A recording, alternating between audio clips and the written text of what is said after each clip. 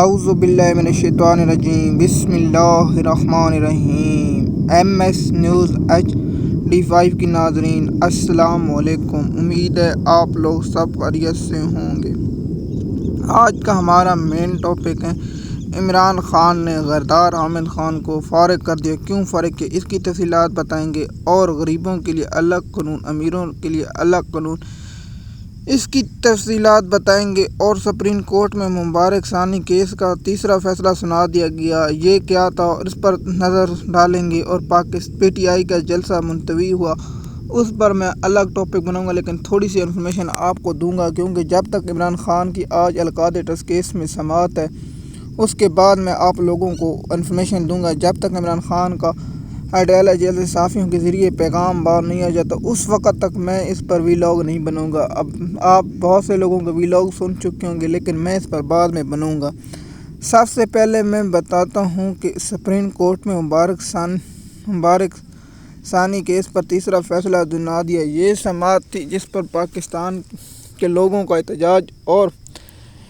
تھا، جس سے سپریم کورٹ نے تیسری بار ریویو ہوا اور تیسری بار عدالت کو عقل آ گئی اور اس کیس کو واپس لے لیا۔ لیکن سب سے پہلے کہ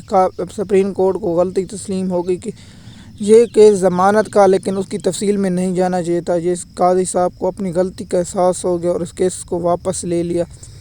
اور سب سے زیادہ کریڈٹ یہ جاتا ہے تحریک لبیک والوں کو، اس کے بعد جو دیگر مذہبی جماعتیں ہیں ان کو جاتا ہے کہ ان لوگوں کے احتجاج کی وجہ سے یہ معاملہ حل ہو چکا ہے۔ اس معاملے کو یہیں چھوڑتے ہیں، اور آپ لوگوں کو ہمارا مقصد تھا اس فیصلے کے بارے میں آگاہ کرنا کہ مبارک ثانی کیس کی تیسری جو پہلی نظر ثانی تھی وہ قاضی صاحب نے مسترد کر دی۔ اس کے بعد جب پاکستان کے تمام علماء کرام کو شدید رد عمل آنے کے باوجود، جب اسلامی نظریاتی کونسل کا بھی شدید رد عمل آیا، اس کے بعد قاضی صاحب نے ایک علماء کرام کو بلایا، اس کے بعد بھی وہ مسئلہ نہ حل ہو تو اس پر تیسری ریویو آئی، اور اس پر اس کیس کی جب علماء کرام نے روشنی ڈالی تو قاضی صاحب کو سمجھ آئے گی۔ اس کے بعد قاضی صاحب نے اپنا فیصلہ واپس لے لیا، اور سب سے اچھا کریڈٹ تحریک لبیک والوں کو اور دوسری مذہبی جماعتوں کو جاتا ہے، اور جو مفت کا کریڈٹ لے رہے ہیں میڈیا پر ان لوگوں کو آپ نے نہیں جانا، سب سے زیادہ کریڈٹ تحریک لبیک والوں کو جاتا ہے۔ اب آتے ہیں دیگر معاملات پر۔ سب سے پہلے بتاتے ہیں کہ عمران خان نے حامد خان کو اپنی لیگل ٹیم کے سربراہ سے فارغ کر دیا، اور کیوں فارغ کیا یہ لوگ آپ جانتے ہیں۔ آپ لوگوں کو معلوم ہوگا کہ ہم لوگ کئی بار آپ لوگوں کو کہا اور آپ لوگوں کو سمجھا، جب سپریم کورٹ میں فیصلہ آتا ہے تو آپ کو بتایا تھا، اس وقت سپریم کورٹ کے 17 ججوں کی تعداد تھی، 17 اب 19۔ مثال کے طور پر جب تک 10 جج نہیں ہوں گے اس وقت تک آپ انٹرا کورٹ اپیل دائر کر سکتے ہیں، اور انٹرا کورٹ اپیل دائر ہوگی اور اس پر اور سپریم کورٹ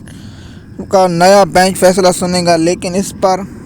اور حامد خان نے یہ کام کیا کہ سپریم کورٹ میں جو بلہ چھین جانے کا فیصلہ ہے تو اس پر انٹرا کورٹ اپیل دائر کرنی ہوتی ہے۔ انٹرا کورٹ اگر اپیل دائر کرتے تو 14 روز میں آئین کے مطابق سماعت کو مقرر ہونا لازمی ہے، اور بلے کا فیصلہ معطل ہو جاتا اور PTI کو اتنی تگ و دو نہ کرنی پڑتی۔ لیکن حامد خان جیسے کہتے ہیں ملا ہوا تھا، اور عمران خان کو اب سمجھ آئی، ہم کئی بار کہہ رہے ہیں کہ PTI کی لیگل ٹیم میں اور بھی کیڑے ہیں جو عمران خان اور اس کے ساتھیوں کی تفصیلات میں کئی بھی لوگوں میں بتا چکا ہوں، لیکن مجھے مزید بتانے کی کوئی ضرورت نہیں ہے۔ لیکن سلمان اکرم راجہ کو نیا سربراہ مقرر کر دے گئے PTI کی لیگل ٹیم کا۔ سلمان اکرم راجہ بہت محنت کر رہا ہے، جب بھی جاتا ہے کیس میں اس کو فارغ کر کے اور کیس جیت کر آتا ہے۔ مثال کے طور پر آپ نے مسعود نشستوں کا فیصلہ جو سلمان اکرم راجہ آخری سماعت پر جو ثبوت لے کر گئے تھے، جس سے رتن اللہ اور دیگر ججوں نے کہا کہ آپ پیش کریں، لیکن قاضی صاحب اس پر تھے، تو وہ بھی آپ لوگوں کو معلوم ہوگا، جس پر ہم کئی بار ویلاگ بنا چکے ہیں، اور آپ کو سلمان اکرم راجہ کی قابلیت پر بھی آپ لوگوں کے ساتھ شیئر کر چکے ہیں، اور سلمان صفدر پر ہی، لیکن ہمارے وکیلوں پر یہ الگ ہے۔ لیکن میں PTI کی جو مین چیف لیڈرشپ ہے اس پر میں کل ویلاگ آپ لوگوں کے ساتھ شیئر کر دوں گا تاکہ آپ کو اس کی انفارمیشن مکمل ہو۔ اب آتے ہیں کہ سلمان اکرم راجہ کو لیگل ٹیم بنانے کا بہت سے فائدے ہوں گے، اور سلمان اکرم راجہ عمران خان کو چھڑانے میں بہت اہم کردار ادا کر سکتے ہیں۔ حامد خان اب اسلام آباد ہائی کورٹ میں یا سپریم کورٹ میں درخواست دے سکتے ہیں، اور کہیں گے کہ یہ کیس ہے، اس کو اس طرح پیش کیا جائے اور اس پر سماعت ہو سکتی ہے، لیکن اس پر مین ہوتی ہے کوئی اپیلیں اور عمران خان کو نہ گرفتار کرنے کا۔ مثال کے طور عمران خان کو اس کیس میں اس وقت تک گرفتار نہ کیا جائے جب تک عمران خان کی سارے کیسوں میں ضمانت نہ ہو جائے۔ یہ اگر پہلے کر لیتے تو اس پر معاملہ حل ہو جاتا، لیکن پی ٹی آئی کی لیگل ٹیم جہاں بھی بزدلی کا مظاہرہ کیا اور عمران خان کے کیسوں کی درخواست بریت کی دیر نہیں کی گئی اور عمران خان کو سزا ہوتی۔ مثال کے طور پر جب ایک شخص گرفتار ہوتا ہے اور اسے عدالت میں پیش کیا جاتا ہے ریمانڈ کے لیے، اور اس وقت درخواست دائر کر دی جاتی ہے کہ اس کیس میں ڈسچارج کر دیا جائے۔ جب عمران خان پہلی دفعہ کیسوں میں گرفتار ہوا، سائفر کیس کو چھوڑ کر دیگر کیسوں میں اگر ڈسچارج کی درخواست دیتے اسلام آباد ہائی کورٹ میں، تو آج عمران خان پھر گرفتار نہ ہوتا اور عمران خان کو اس وقت تک گرفتار نہیں کیا جاتا، لیکن پی ٹی آئی کی لیگل ٹیم عمران خان کو نہیں چاہتی کہ عمران خان باہر آئے۔ اب آپ کو بتاتا ہوں، اسلام آباد ہائی کورٹ میں جب القادری ٹرسٹ کیس کا ریکارڈ مانگنے کی درخواست دی گئی تو بڑے لوگوں نے کہا کہ القادری ٹرسٹ بڑھ گیا، دیگر ہو گیا، لیکن میں نے اس وقت ہی بتایا کہ صرف اس وقت کی درخواست ہے کہ آپ ریکارڈ فراہم کریں، اور اسلام آباد ہائی کورٹ نے درخواست منظور کر لی اور ریکارڈ فراہم کر دیا، لیکن اس درخواست پر میرا وہی نظریہ تھا جو اسلام آباد ہائی کورٹ نے کیا کہ یہ غیر مؤثر ہو چکی ہے اور اس درخواست کو خارج کر۔ اب پی ٹی آئی کے پاس یہ چانس ہے کہ اس عدالت کی درخواست میں عمران خان کی ضمانت اور کیس میں عمران خان کی بریت کی دونوں درخواستیں دینی چاہیے، تاکہ اس عدالت اگر عمران خان کی یہ مسترد کرے تو اسلام آباد ہائی کورٹ میں چیلنج کیا جائے گا۔ اگر نہ کریں گے تو پھر اس کیسوں میں بھی عمران خان کو سزا دلوانے میں وہ اہم کرتے ہیں، 3-4 گواہ لے کر آئیں گے اور اس گواہ کے بعد فیصلہ محفوظ کرے اور عمران خان کو اس کیس میں سزا سنائی جائے گی۔ پی ٹی آئی کی لیگل ٹیم اس پر کیا کرتی ہے یہ آپ لوگوں کو بھی معلوم ہے، مجھے بھی معلوم ہے، اس پر بات میں نہیں کرتا، لیکن پی ٹی آئی کی لیگل ٹیم یہ کام کرے گی یا نہیں، سلمان اکرم راجہ کیا اس پر بحث کرے گا یا نہیں، یہ الگ بات ہے۔ اور دوسرا کہ یہ آپ لوگوں کو معلوم ہو، صرف عمران خان اب ایک کیس میں گرفتار ہے، وہ ہے نہیں 2 کیسوں میں گرفتار، ایک 9 مئی کے، اس پر بھی میں نے بہت ہی سلمان صفدر پر بہت تنقید کی اور کرتا رہوں گا کہ آپ لوگوں نے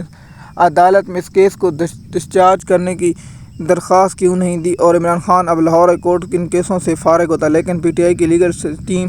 کی ناکامی۔ اب اس عدالتوں کی ضمانتیں چھٹیوں کے بعد ہوگی، چھٹیاں ختم ہو رہی ہیں، 1 ستمبر سے ہائی کورٹ سیشن کورٹوں کی اور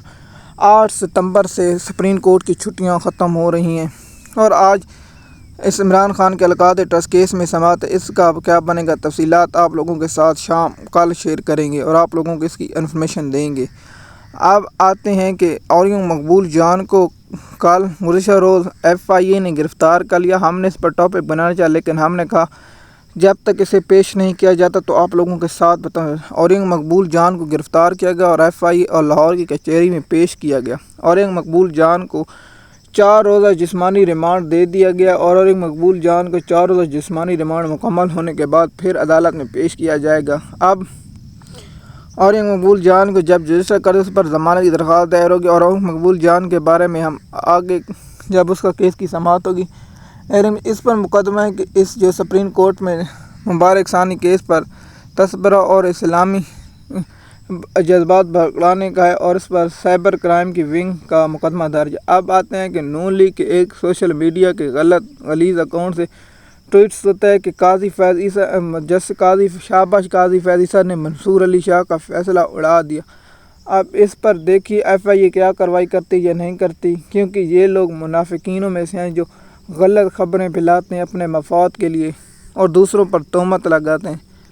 اب آتے ہیں سب سے مین مدعا ہمارا تھا غریبوں کے لیے الگ قانون اور امیروں کے لیے الگ قانون، اس پر میں ایک الگ ٹاپک بنانے لگا ہوں اور میں تھوڑی سی انفارمیشن اس میں آپ لوگوں کو دے دوں۔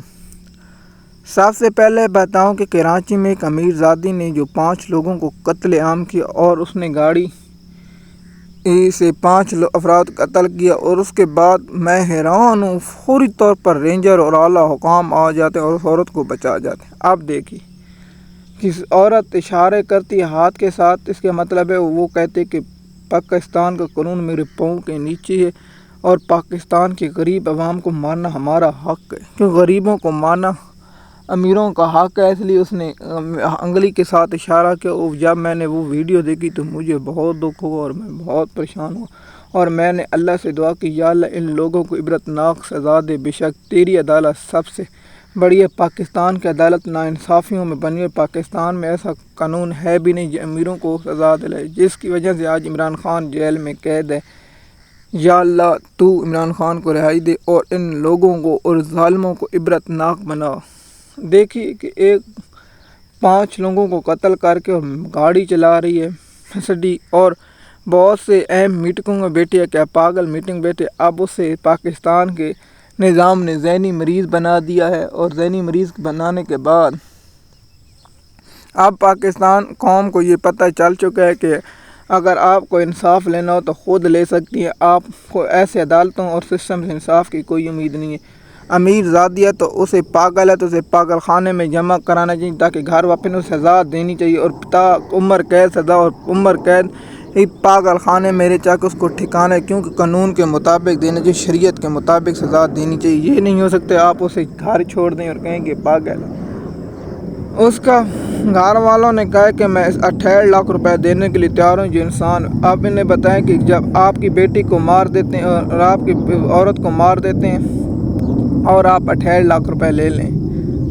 5 لوگوں کو قتل کرنے کے بعد اسے ذہنی مریض بنا دیا جاتا ہے۔ پاکستان کا سسٹم اس سسٹم کو سلام جو غریبوں کے ساتھ انصافی اور امیروں کے ساتھ انصاف کرتا ہے، لیکن کب تک یہ ہوگا؟ لیکن